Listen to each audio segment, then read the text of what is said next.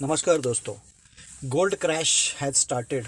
तो सोने की कीमतों में गिरावट चालू हो गई है एंड हम एक्सपेक्ट कर रहे हैं कि 15 से 20% ड्रॉप गोल्ड में प्राइस में आना चाहिए by the year and, by December तक। और मुझे लगता है कि 1,12,000 तक गोल्ड का भाव आना चाहिए दिसंबर एंड तक।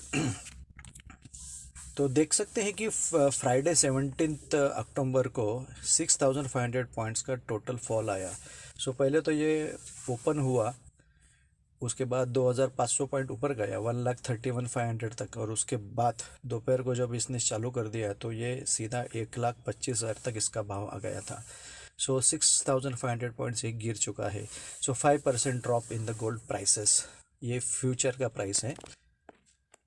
एंड तो ये स्वाभाविक है इसका गिरना, क्योंकि आप देख सकते हैं कि हिस्ट्री में शायद ही ऐसा बहुत कम बार हुआ है जो पिछले 2 महीने में हुआ कि सितंबर और अक्टूबर में इसने 32% राइज गोल्ड के प्राइस में हुआ है। मतलब लगभग वन लेस देन 60 डेज में 32% राइज हुआ है गोल्ड के प्राइस का। So it was 1 lakh rupees for 10 grams, and now till Friday it was 1,32,000.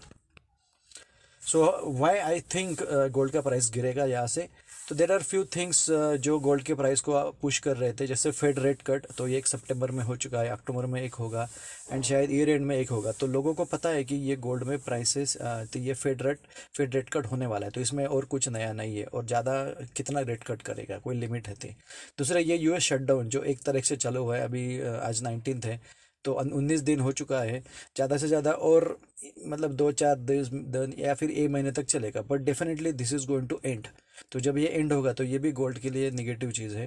तो एंड अनदर थिंग है यूएस चाइना ट्रेड वॉर, ये भी अनफॉर्चुनेटली ये एंड होने वाला ही है, क्योंकि यूएस जो ट्रम्प साहब है, तो ट्रम्प साहब बोलते हैं कि हम 100% तारीफ लगाएंगे, और अभी फ्राइडे को बोल रहे थे कि भाई ये सस्टेनेबल नहीं है। तो कहीं ना कहीं उनको भी लगता है कि भाई चाइना से पंगा लेना कोई फ़ायदे वाली चीज़ नहीं है, तो हमें थोड़ा सा समझ बूझ करके ही चाइना से काम करना पड़ेगा। तो एंड वो बैक एंड में उनके लोग चाइना से बात भी कर रहे हैं। अनदर थिंग है, हमारा दिवाली भी अभी हो जाएगा, तो दिवाली का जो भी गोल्ड का डिमांड रहता है वो भी ख़त्म हो जाएगा।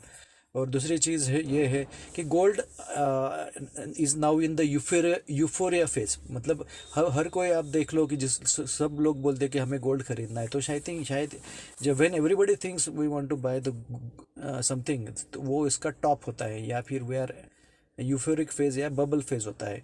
तो इस वजह से हमें लग रहा है कि there will be a price drop in the gold.